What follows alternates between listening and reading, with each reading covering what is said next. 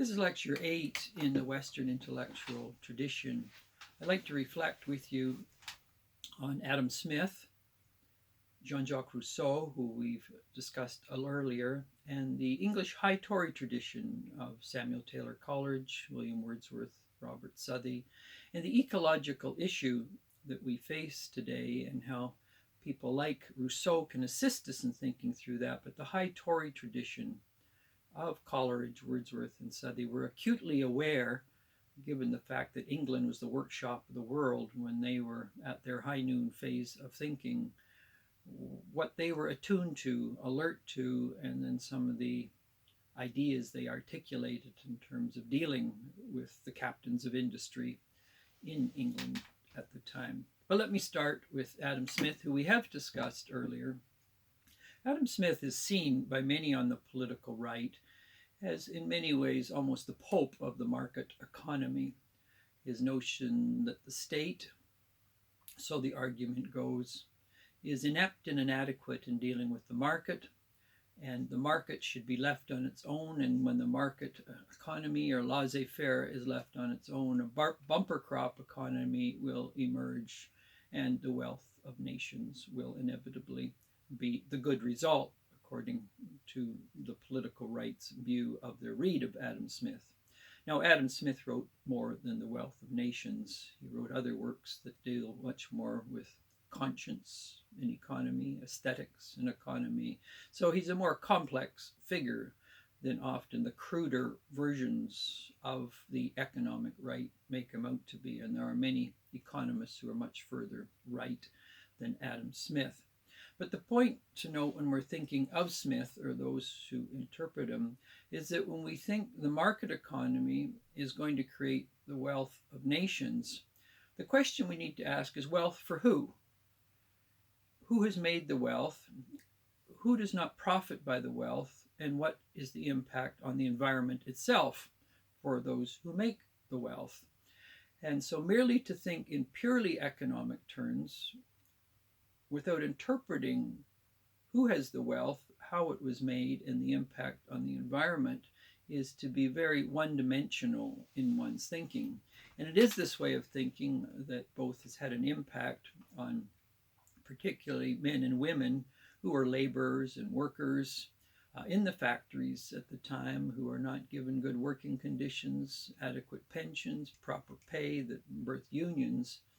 And so the wealth of nations, when not dissected to interpret who makes the money and who doesn't, but also the other element of that is not only the impact between what Marx would call the bourgeois and the proletariat, but also on the environment itself. So in the making of wealth, the pollution that is created, the impact on land and sky and water for the purpose of profit. And often when the ledger of profit and loss becomes the only criteria for making decisions, we become moral cripples in that sense. Now, Karl Marx is often seen in some ways as the opposite of Adam Smith, but he isn't. Marx, like Smith, argued that, in fact, you do need a prosperous economy. It's necessary, in fact, for there to be wealth, but in time, those who have created the wealth, the proletariat, need to overthrow the bourgeois so that wealth is properly distributed, and those who have made the wealth are rewarded for the making of it. And in that sense, Marx's class analysis goes a step beyond Smith in attempting to bring some justice to how wealth is made. But neither Marx nor Smith deal with the implications of a bumper crop economy and how that wealth is made in terms of the environment, or the relationship between humans and the physical world itself.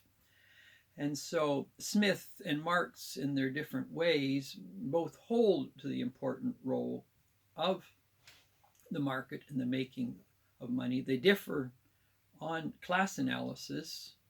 They don't substantively differ on how the making of wealth has a detrimental effect on the environment itself, and then the boomerang effect on people when the environment is polluted. What does that do to people? Now, Jean-Jacques Rousseau is interesting in this, depending how Rousseau is read, of course, and I have discussed Rousseau earlier. But Rousseau made the distinction between two types of love. The love of the self, which is shaped, conditioned, socialized, defined by the society we live in, by affirmation, by parents, friends, culture, in terms of a social construction of identity. And Rousseau argued that, in fact, that socializing process can lead people away from a deeper level of who they actually are, and it can obscure them from who they're meant to be. And so he made the distinction between the love of the self, which is a product of socialization and that should be pampered and petted and indulged, but inevitably negates who a person is at a much deeper level. The deeper level of the self was the self which was much closer to nature, much closer to an understanding of the self and education, which is attuned in a more symbiotic relationship to the natural world itself and the natural self, which is a part of that, because Rousseau would argue the natural self versus the civilized self is the truer, the more substantive self. So you have in Rousseau, and understood in a certain way, a view that humans, if they at all are going to live a meaningful life, have in potential at least the ability to cultivate a relationship with the natural world that will enhance their understanding of themselves and enrich their relationship to the natural world. So in Rousseau there is the potential, and then of course with Rousseau one moves into the area of the social contract and the general will. And so to the degree the deeper understanding of the self and other selves is known, and the relationship to the environment itself, then in fact there is a harmony of interest, a harmony of wills in terms of how humans are to live with the environment. It is the socialized, the enculturated self, which is often out of touch with the deeper understanding of identity, that often tries to individuate, but in the process becomes disengaged from the general good, the general will. And the role for Rousseau was, how do people get to know themselves in a more meaningful level? How do they learn to listen to what is deeper down? What's the nature of that journey? And then what is the relationship with others who have been on that journey or who haven't been on that journey, and then the environment itself? So in Rousseau, there is both the pointer to the relationship of the self and nature, the community that can be built in that relationship with nature, and hence pointers by Rousseau contra, in many ways, to Smith and Marx in human community and the environment working together for the common good. Interestingly enough, Rousseau was as critical as was Marx contra Locke and Smith in terms of the inequalities that emerged through excessive property and the impact on that on people. Now, the High Tory tradition, and again, when many people think Tory, they think conservative. Conservative is related to Adam Smith, market economy, and they think then that Toryism really has nothing positive or meaningful to say about the relationship of politics and ecology. But it was these leading high Tory writers, sadly so, again, with the fragmentation of thinking at universities into different disciplines like political science and economics and religious studies and psychology and literature, is the high Tories are often shuffled off into literature departments. And so anyone who studies English literature of the Romantic era will inevitably study Coleridge's work, Rime of the Ancient Mariner, Kubla Khan, many of Wordsworth's works. Robert Southey studied less than Coleridge and Wordsworth, but the lyrical ballads that came out at the end of the 18th century is considered a breakthrough work, plow to soil literary work in terms of ecological understanding of the way forward. Essential to note that the Lake District in England, which is northern England, was west of the major manufacturing area of England, of Manchester and Liverpool and Wigan. This was the workshop of the world, central northern England, of which Adam Smith would hold very, very high. And it was in this area of northern England that the liberal notion of industry and the market economy and productivity and wealth, and England becoming the key center of industry in the world in an emerging empire. The implications of that part of England, though, was the terrible treatment of workers and children and chimney sweeps, which Dickens so well describes later in London, or Disraeli will describe, but also just the sheer pollution that was coming out of these factories, the smoke that was being belched out, the poisons and toxins that affected the soil at the time. And so to the west of that area, as I mentioned, was the Lake District. And this is where Samuel Taylor Coleridge, this is where Wordsworth, this is where Southey ended up spending their days. Earlier, Coleridge and Wordsworth had protested against the slave trade from Bristol. And then in time, they moved up to the north. An exquisitely lovely area. I've spent some time in Keswick and rambled most of the fine trails and done many of the peaks in the Lake District area. But they were the key thinkers at the time who acutely saw that the captains of industry at the time were, yes, Smithian style, making great profits, but the treatment of workers and laborers was highly problematic. The death rate for the young was appalling. There was no restrictions in terms of hours to work. Children were often sent to work early in the morning. People would work 12 to 14-hour days. This is described well in Elizabeth Gaskell's novel North and South, which is certainly worthy of many reads. But Lyrical Ballads, which I mentioned earlier, was one of those works in which Coleridge, in his inimical way, clarified very early on the dangers of a certain type of industry that was disconnected for the treatment of workers. Hence in Wordsworth's poetry, much of Wordsworth's poetry, in fact in Lyrical Ballads, deals with the peasant. It deals with the worker. It deals with the person of the soil. It deals with the wisdom of the worker, the peasant, the person of the soil, the farmer, the yeoman, versus, in many ways, the big industries that were just east of the Lake District at the time. So Lyrical Ballads, particularly the poems of Wordsworth in this collection, it turns both to the wisdom of the working class, the farmer, the peasant, the yeoman, those who'd been in the land for centuries, as insight and wisdom. They knew the seasons and the cycle of the seasons itself, and they knew how to live within those cycles wisely and well.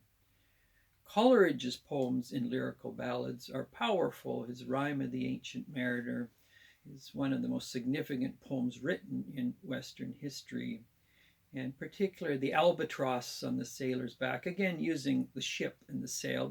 We're right back to Plato, we're back to Homer. And when we shoot the thing which guides us, what happens? And so the mariner, he shoots the very essence, the key things in life that make life meaningful, the albatross, and it's on his back. And as a result of making poor decisions, bad decisions, which of course they saw being made in Liverpool, Manchester, many of these industrial cities to the east of them, they go into the dark, dark night. They go into the places in which they lose the ability to meaningfully navigate personally, economically, culturally, philosophically, theologically, politically, socially. So the Rime of the Ancient Mariner is one of those powerful poems that not only deals with bad decisions, the implications of shooting the albatross, which can guide. And then the mariner finally, as a result, as you go through this epic poem, which draws deeply from classical sources, the mariner warns the poet at the beginning of the book. Be careful of the decisions you're making, and as a result of the bad decisions of the mariner, he is a sadder but a wiser man. But he comes back from bad decisions to warn and warn and warn again, prophetic-like, of making certain decisions when it comes to economics and ecologies. His other great poem, Kubla Khan, I am Kubla Khan, or Ozymandias, I'm Ozymandias, king of kings, look on my works and despair. In one sense, Coleridge is looking once again, England is the Kubla Khan of his time, and any great empire that inflates and bloats itself, and how it treats others and how it treats the land is significant. In lyrical ballads, then, we have a political, literary, ecological manifesto, including in Rime in the Ancient Mariner, an early version of animal rights as well. And so Rime in the Ancient Mariner brings together this epic poem, as did Wordsworth, a vision of which is ecologically, socially, and economically sane, balanced, and humans live in a symbiotic relationship with nature. When they tried to put a steam engine powered by coal into the Lake District, as Wordsworth was aging in the early 19th century, he was right at the forefront of the protest, placards held high, refusing to allow coal trains to come into the Lake District because he knew the pollution that would follow. Robert Southey, who I have not talked about, he lived at, spent time at his home, Greta Hall in Keswick in the Lake District. His work on political thought, you would think it goes, unlike Marx, who thought there had to be a dialectic in terms of the making of money between the proletariat and the bourgeois, and eventually the proletariat would overthrow the bourgeois and bring in the classless society. Southey was never so naive. He realized money in the hands of the entrepreneurs, the bourgeois, there would be no overthrowing of them, and so there was a need for a strong state to be put in place. And this is a high Tory position. I mentioned it earlier. You get it in Hooker, you get it in Erasmus, you get it in Moore. In Robert Southey's works, Tory, like Wordsworth, like Samuel Taylor Coleridge's great works in political thought, Wordsworth also wrote in these areas. Some have compared Southey's work in political philosophy to being left of Marx itself, and yet this is a Tory. And so Robert Southey is a key figure. And the three of them, Southey, they were all in the Lake District. Coleridge finally moved down in his latter days to Highgate in London. Actually, Highgate is very, very close to where Karl Marx is buried, in Highgate Cemetery. I've spent some fine time in that cemetery, actually right at the base of the huge head statue of Karl Marx, but it's just down the road for where Coleridge is buried in the Anglican parish in Highgate. In many ways, Wordsworth, Coleridge, and Southey embody that high Tory Anglicanism with its very nuanced and subtle merging of ecological concerns, religious concerns, economic concerns, social concerns in an organic unity of the good life. And so when we hear sometimes people today like a David Suzuki, who can pontificate on Western tradition in a very inaccurate way, without any serious knowledge of the high Tory tradition, knows little about Rousseau, obviously sensitive to the key intellectuals issues, a certain romanticizing of First Nations, but blaming the Western tradition on the ecological crisis we live in, or a Wade Davis, who gave the Massey lectures a few years ago, again, very simplistic in their intellectual understanding of Western civilization, even though their concerns for the environment is right, to get a better sense of, in fact, the key figures in the West who've thought these issues. They've been at the forefront opposing the Smith, the Marx, the Bacon, in terms of seeing nature as an object to exploit. So in sum, Adam Smith, Karl Marx, obviously tensions, clashes. Marx built on Smith, but hoped to go beyond him. What they both share is a certain lack of understanding of the relationship between economy and ecology.